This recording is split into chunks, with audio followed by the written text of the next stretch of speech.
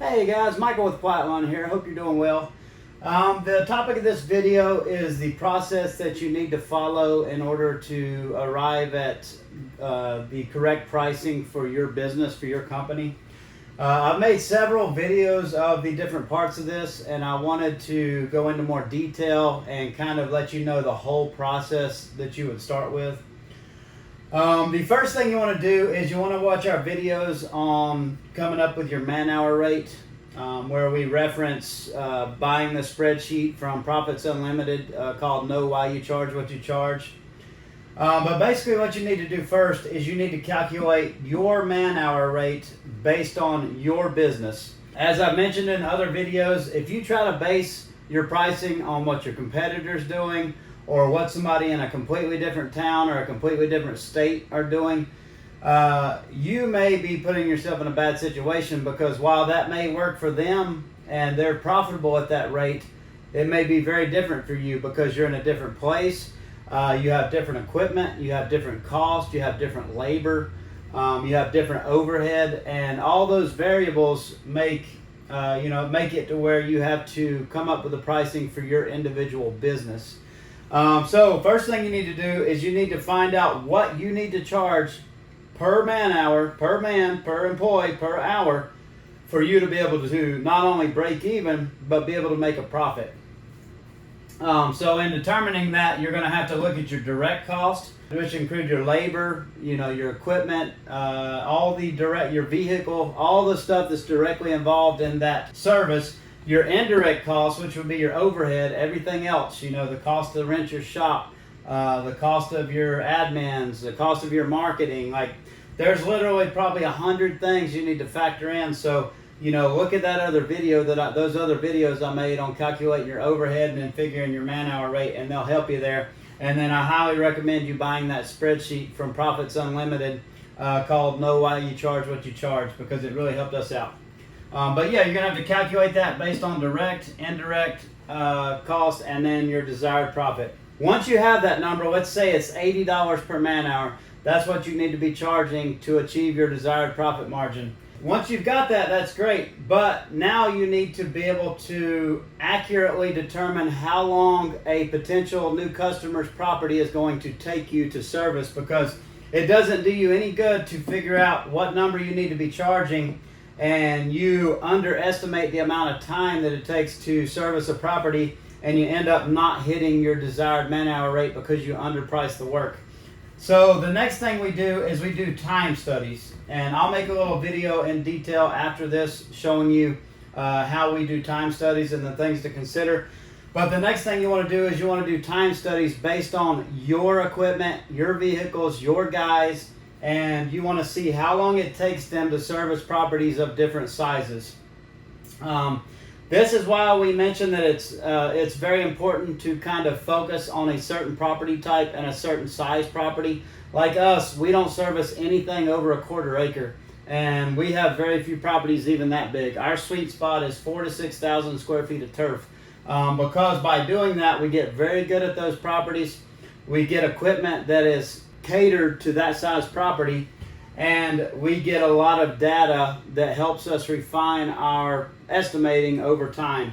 So you need to do time studies, and I'll break that down into more detail, but you're basically saying, hey, this property is 10,000 square feet, each part of this took me this long, and you're just getting a lot of that data so that when you see a similar property or another estimate comes in and they have the same size property, you can say, hey, this one will probably take about this long. So that's the next thing you do. You need to see how long it actually takes you to service properties. Once you get all that, you can start to build an estimator.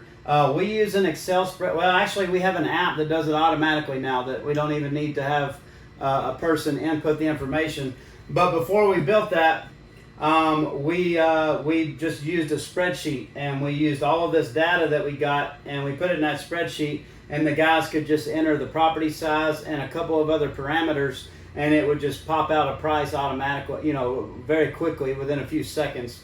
So you need to do that to come up with some kind of formula. If you're not fancy, you can't, don't have apps, you don't know how to use Excel spreadsheets, you can just write this stuff down, or just, come up with your own way to price that based on how long it takes you to do certain properties. And then once you get that, you're going to have to improve over time. You're going to get more and more information. Maybe you're just starting out and you don't have many properties to service and you just don't have a lot of data. As you go over time, it might not be perfect at first. Your estimator might be off, but over time you can get it more and better based on actual experience. One thing I do want to mention, and I'll mention it in this time studies video, is what you don't want to do is do your time studies during the times of the year when the grass is growing slowly. For us in the south that have warm season grasses, the grass grows very slowly in the spring and the fall, and it grows like crazy in the summer. For you guys in the north with cool season grasses, your grasses grow like crazy in the spring and the fall, and they slow down a lot in the summer. So if you are doing your time studies during one of those times of the year where the grass is growing slowly, you need to keep that in mind, because while maybe this property takes you 30 minutes this time of year, it might take you 45 or 50 minutes during that height of the growing season. So you just need to remember that when you're doing your time studies to, add a percentage to that and kind of guesstimate how long that's going, what percentage you need to add to that. Maybe it's going to take me 25 or 40% longer during that time, and you need to base your pricing based on that, not on when it's growing slowly, because you wouldn't want to price this job, at 30 minutes, and then, you get into the summer or you get into the spring and fall in the north and you're losing your butt. So just keep that in mind, stuff like that. But that's pretty much it. Calculate your man-hour rate. This is going to tell you how much you need to be charging to cover your cost and make your profit. That's how much you need to charge per hour.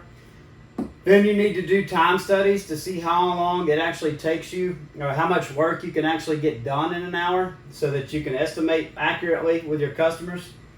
You need to build some kind of estimator. Put this information together in a calculator that's going to help you quickly spit out a number. Like I said, we have an app that does that. That is available. We just actually figured out that feature in the last month. So, if you want to contact us and the Green Helpers, that's very cool. And then you need to refine and improve that over time. We do ours every year. We look at all the information. We go on a big spreadsheet. We see who's underpriced, who's overpriced, what adjustments that we need to make. But anyways, hope that was helpful. Thank you for watching. Like I said, I'll do some more detailed videos on time studies. I think I've done very detailed videos on calculating your man-hour rate and your overhead, but I'll make a good video on this time studies right now. But thanks for watching. Bye-bye.